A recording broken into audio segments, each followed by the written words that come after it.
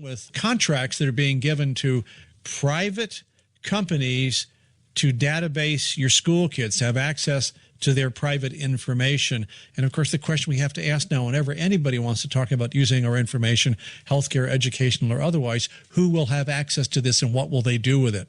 There were going to be contracts given to every state for a state longitudinal data system to monitor individuals. And that's exactly what happened.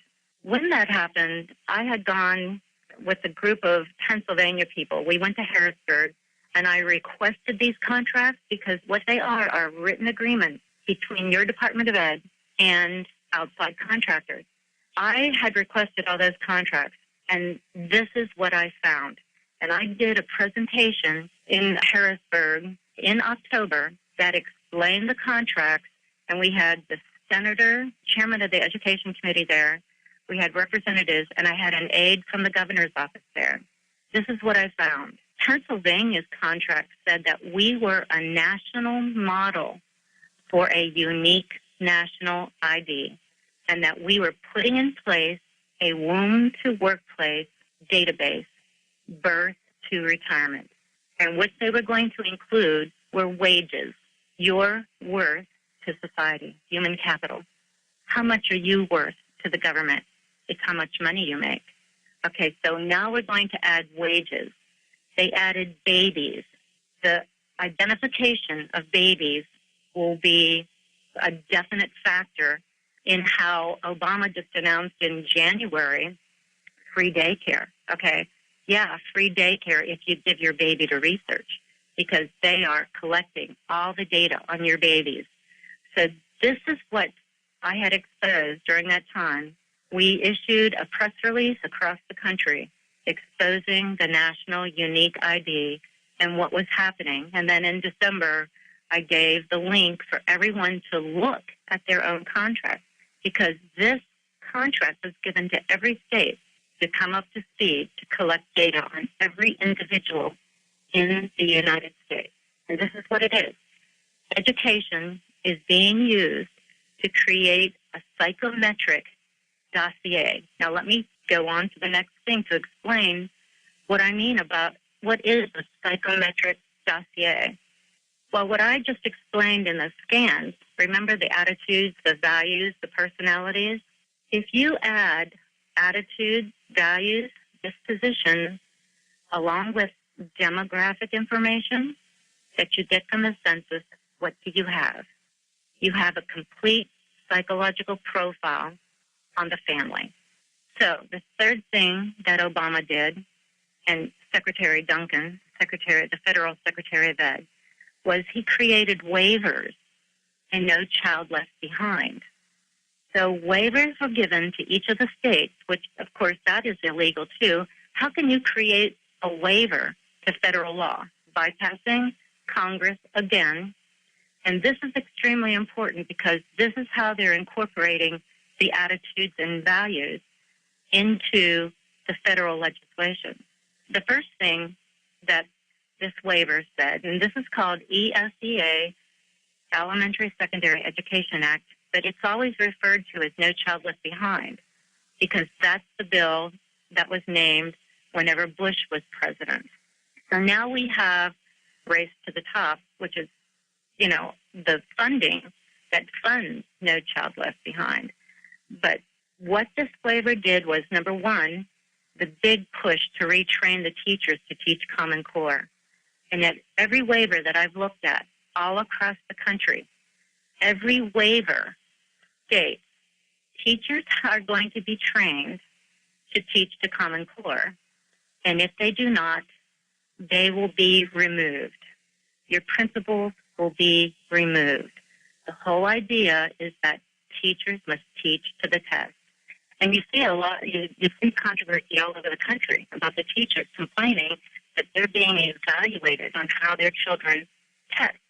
Very unfair, okay, because teachers cannot control all the variables in their classroom. They can't control IQ. They can't control where children come from, but they are going to do their best to teach every child the best that they can. That has all gone away. Now they have to teach to the standards. And if their children don't meet the standards, they will be targeted. Why?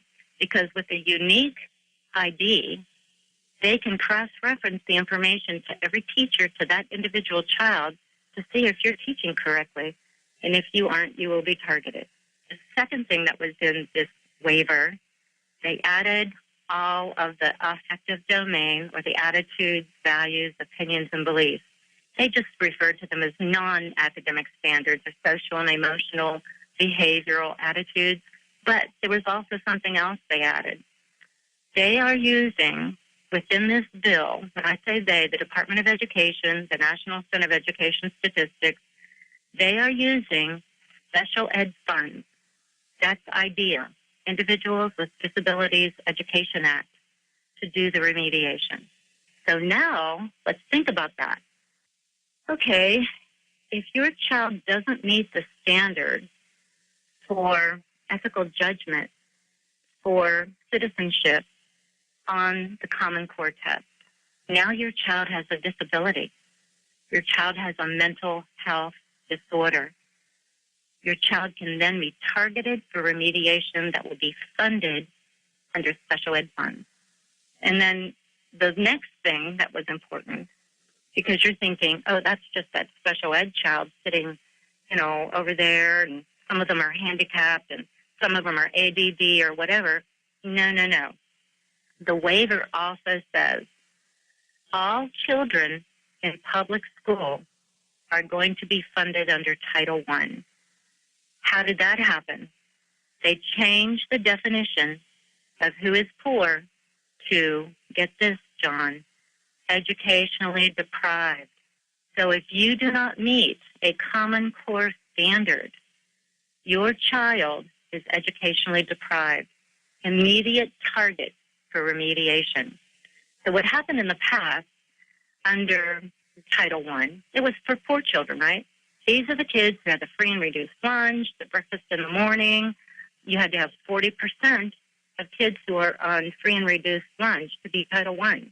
Well, now they lowered that 40% to 0 in the waiver. 0. Every child is now Title I. And if you are not meeting Common Core, it's a direct target on the back of your child for remediation. This is what has happened. This is extremely important. But what's more important is that since we have been fighting very hard, we've been exposing a lot of this information. When I say we, I put things on Charlotte's blog all the time. And I have a lot of information that if you would just go to her blog, which is abcsofdumbdown.com, and if you just Google either Anita Hoge or, for instance, the Pennsylvania press release or Christmas gift, property tax, what does Obamacare have to do with ESEA, all of this information will come up and the documentation is there. So if anybody wants to get their grant in their state, all you have to do is Google ABCs of Dumb Down Christmas gift, and you can get your own state contract in your own state and see where you are in coming up to speed. So we have been putting as much information out there. We've been doing as much radio. We've been doing press releases, everything. And we've been trying to get me to be able to testify in front of the Education Committee because Senator Lamar Alexander has come out with a bill, the reauthorization of No Child Left Behind, to try to make everything that I just told you, every bit of everything that I have just told you, into federal law. And what it's called is the reauthorization of No Child Left Behind. And this is extremely important because our message now is to have everyone contact Senator Lamar's office and Representative Klein, Kline, his office in the House, to stop the reauthorization of No Child Left Behind until we could testify. We have been shut out of all the testimony.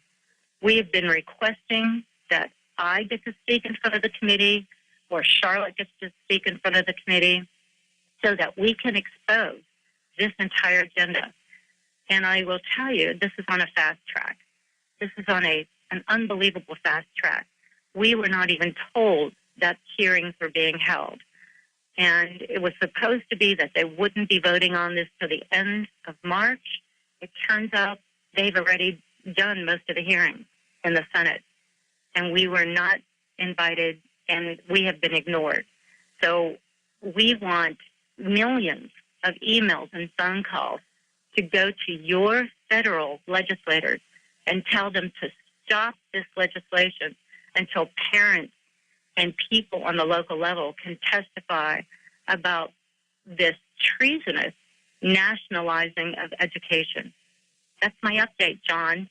Where are we heading in this now, Anita? Because, you know, at one time we had the people were talking about imposing the Dangan system or something like that, which is used in China. It's a dossier which follows you all of your life. Can we assume that all of this information that's being collected is going to have that happen to it? In other words, the government now seems to be voracious in its appetite for information. It doesn't quite have all of the technology needed to process it as far as computer stuff, but we're moving very rapidly there.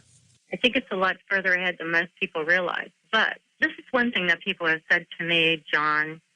Anita, you know, the government has a lot of information. What difference does it make? Okay. Well, you know, when the president expanded FERPA, Family Education Rights and Privacy Act, okay, they allowed this whole expansion to the individual. So this supposedly gave them the authority, even though it was an executive order, it didn't go through Congress, gave them the authority to collect this information on individuals. Now, let's talk about the collection of information on individuals. If they have this psychometric dossier on your children, on you, on the federal government, what does that matter? Well, in that FERPA regulation, they expanded the definition of what personally identifiable information was. So it's not only, you know, your name, address, zip code, birth date, now all the attitudes and values, okay, everything on you, how you think, what you think, where, you know, it's a predisposition. They could actually tell how you're going to vote or how you're going to do this or whatever, okay? So it is also a decision-making model. So that definition of personally identifiable information was expanded to voice prints, fingerprints, iris scans, DNA sequences. So now, this is what I'm going to ask you. If your little second grader is out on the playground and, she kicks somebody, that's aggressive behavior. That is a mental health disorder. What are they going to do to your little second grader? Okay, so let's call her Susie. So Susie will be taken in. She will have a plan, a functional behavioral assessment, or a positive behavioral intervention and assessment that will be made on Susie because, quote unquote, she has aggressive behavior. Okay, so what is happening is that this is a decision-making model. Once they have all this information, if you as a parent disagree, they have changed the definition of what a family is in the legislation. It is a parent, family member, or any other adult who cares for the child. So a parent is actually now in a partnership, which is a legal term meaning equal ownership. So you are one vote in a whole committee of the social worker, the psychologist, the teacher, who are creating these little check marks while your child is out on the playground. Okay, they have phone apps now. I have a phone app that was developed in Pennsylvania that monitors the behavior of a child in the classroom.